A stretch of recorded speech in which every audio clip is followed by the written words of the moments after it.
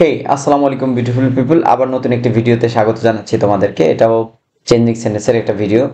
আর এই ভিডিওটি হচ্ছে যে অ্যাফার্মেটিভ নেগেটিভের যে ভিডিওগুলো আমরা রুলসগুলো পড়ছিলাম, এটা হচ্ছে পার্ট 4, অর্থাৎ চতুর্থ নাম্বার ভিডিও। সো আজকের ভিডিওতে আমরা মোটামুটি 4-5টা রুলস দেখবো।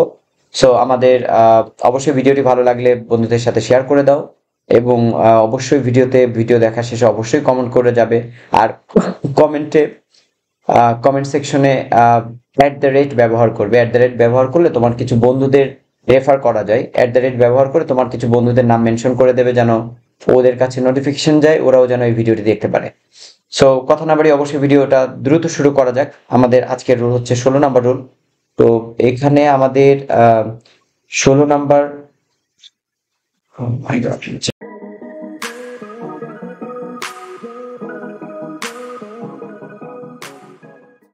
16 নাম্বার রুল। সো এখানে বলা হচ্ছে যদি কোনো বাক্যে সামটাইমস থাকে, যদি কোনো বাক্যে সামটাইমস শব্দটা উল্লেখ থাকে এবং তোমাকে নেগেটিভ করতে বলা হয়, তাহলে তুমি সামটাইমস এর জায়গায় নট অলওয়েজ দিয়ে দিবে, আর কোনো কাজ নেই। তাহলে এখানে রবিন রবিন সামটাইমস, তো আমরা দেখি এখানে সামটাইমস ভিজিটস মি, রবিন মাঝে মাঝে আমার সাথে দেখা করে।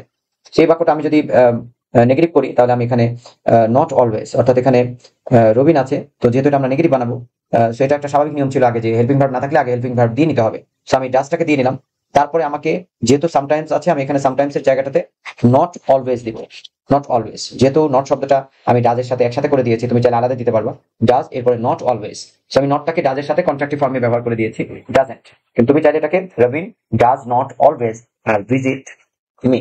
ভিজিটের সাথে এসটা কেন চলে গেছে এটা ব্যাখ্যা আমরা আগে করেছি, কারণ এখানে do not does not did not থাকে, ভার্বের বেস ফর্ম বসে, সেই জন্য ভিজিট থেকে এখানে এসটা বসবে না, ভিজিট হয়ে যাবে। সেটা হচ্ছে আমাদের 16 নাম্বার রুল। আমরা এবার একটা চলে যাই 17 নম্বর রুলে।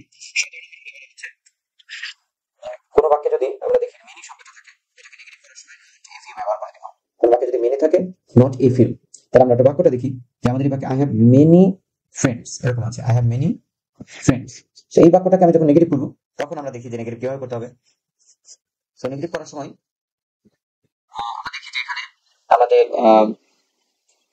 নট ইফ ইউ, তো আমাদের এখানে যেহেতু আই হ্যাভ মেনি ফ্রেন্ডস আছে, সো আমরা এটাকে আমেরিকান ওয়েতে আই হ্যাভ, হ্যাভ শব্দটাকে এটা ধরতে হবে যে হ্যাভ এর হ্যাভ আছে ভার্বের প্রেজেন্ট ফর্মে।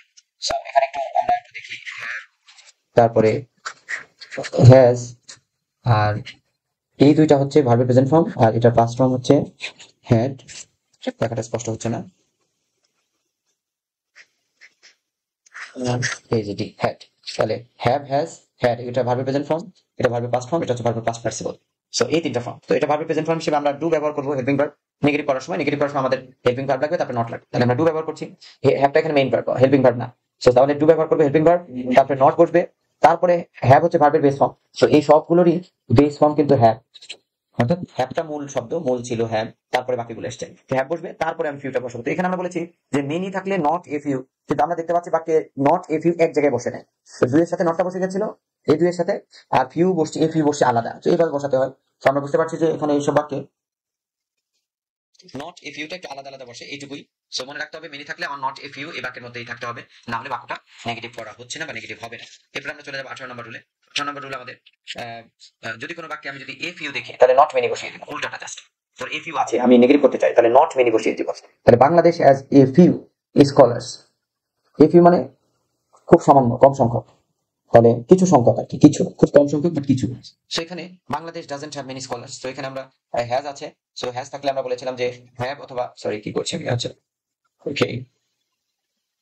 তো এখানে আমরা বলেছিলাম যে হ্যাভ, এখানে হ্যাজ থাকার কারণে আমরা আমেরিকান স্টাইলে এটাকে মেইন ভার্ব, সো ভার্বের ভি ওয়ান আছে কিন্তু ডাজের মতো, এই জন্য ডাজ ব্যবহার করবো। যদি হ্যাভ থাকতো তাহলে ডু ব্যবহার করতাম, তারপরে নটটা বসে যাবে, এরপরে আমাদের মূল ভার্ব হ্যাভ বসে যাবে, তারপরে মেনি বসছে। তার মানে আমরা এখানে নট মেনি এটাও কিন্তু এক জায়গায় পাইনি, নট বসছে হেল্পিং ভার্বের সাথে, আর আলাদা করে মেনি বসে গেছে মূল নাউনের আগে। সো এইভাবে আমাদের আসবে, অর্থাৎ এফ ইউ যদি কোনো বাক্যে থাকে, আমাদের নেগেটিভ করার সময় ওই বাক্যে নট মেনি এই শব্দটাকে ব্যবহার করতে হবে, তাহলে বাক্যটা প্রপারলি নেগেটিভ হবে। এরপর আমরা চলে যাবো 19 নাম্বার রুলে। আমাদের 19 নাম্বার রুলটা একটু দেখবো আমরা। 19 নাম্বার রুলে আমাদের বলা হচ্ছে যদি কোনো বাক্যে মাছ থাকে, তাহলে আমি এ লিটল ব্যবহার করে করবো। আগের মধ্যে আমাদের কাজগুলো করতে হবে, অর্থাৎ আমরা এ লিটলটা ব্যবহার করে দিব কোন একটা জায়গায়। তাহলে একটু দেখি আমাদের এখানে। সো হি বিলংস, এখানেও কিন্তু একই রকম, অর্থাৎ মাছ থাকলে এই লিটল শুধু ব্যবহার করলে হচ্ছে না, আসলে মূলত নট এ লিটল এরকম ব্যবহার করবো আমরা। একটু দেখো, so he belongs much money, এই যে মাচ ব্যবহার করা হয়েছে। সো আমরা যখন নেগেটিভ করবো, যেহেতু বিলংস, এই বুঝতে পারছো এই যে ভার্বের সাথে বিলংস এর সাথে এসটা আছে, সেটা প্রেজেন্ট ইনডিফিনিট। প্রেজেন্ট ইনডিফিনিটের এই সাবজেক্ট বসিয়ে দিয়েছি, এরপর ডাজ বসিয়ে দিয়েছি। এই যে একটা নট আসছে, আগে আমরা দেখেছি এরকম, হি ডাজেন্ট, এরপরে মেইন ভার্ব বিলং, এই যে এসটা উঠে গেছে বিলং, আর এই লিটলটা দেখো পরে বসছে, সো মানি বসে গেছে। তাহলে এখানে দেখো নট এ লিটল, তাহলে মাছ থাকলে এখানে আসলে মূলত নট এ লিটল এরকম হবে, এই জায়গাটা নট বলবে, নট এ লিটল এরকম হবে। তাহলে he doesn't belong little money, he does not belong little money, তার কাছে একদমই কম টাকা নেই, মানে তার কাছে অনেক টাকা আছে এরকম বোঝাচ্ছে। আমরা বুঝতে পারছি যে বাক্যের মধ্যে নট এ লিটল কোথাও থাকলেই চলবে, মাছ যুক্ত বাক্যকে নট এ লিটল ব্যবহার করে করতে হবে নেগেটিভ। এরপর আমরা চলে যাবো 20 নম্বর, এবং আজকের লাস্ট রুলে আমরা চলে এসেছি। লাস্ট রুলটাকে এই যে 20 নম্বর, সেই বাক্যটা ঠিক অপোজিট। এ লিটল যদি থাকে তাহলে আমরা নেগেটিভ করবো নট মাছ দিয়ে, কারণ বাক্যের মধ্যে এ লিটল আছে, তাহলে আমরা নট মাছ দিয়ে নেগেটিভ করবো। তাহলে এই যে দেখতে পাচ্ছি এ লিটল আছে, তাহলে আমরা এখানে এটা একটু সহজ আছে, কোনো নেগেটিভ নাই। সো দেয়ার ইজ আমরা ব্যবহার করেছি, এরপর নট মাচ, এ লিটলের জায়গায় কি বলবে নট মাচ, এই যে এ লিটল, আর এখানে বসে যাচ্ছে কি নট মাচ, আর বাকি যা আছে বাকি সব দেখে দেখে আমরা তুলে দিয়েছি, কোনো কাজ নেই আমাদের। সো এটা মনে রাখতে হবে, এগুলো একটু মুখস্থের মধ্যে রাখতে হবে। এই লিটল থাকলে নট মাচ দিয়ে করা যেতে পারে নেগেটিভ। সো আজকের ভিডিও এই পর্যন্ত। অবশ্যই ভিডিওটি ভালো লাগলে কমেন্ট করো এবং বন্ধুদের সাথে শেয়ার করে দাও, এবং অবশ্যই কমেন্ট বক্সে গিয়ে @ ব্যবহার করে তোমার কিছু বন্ধুদের নাম মেনশন করে যাবে, যেন তোমার বন্ধুরাও আমার এই ফেসবুক পেজে এসে ভিডিওটা দেখতে পারে। সো আজকে আর না, এই পর্যন্ত। সবাইকে অসংখ্য ধন্যবাদ, থ্যাংক ইউ ভেরি। পরবর্তী ভিডিওতে আবার দেখা হচ্ছে।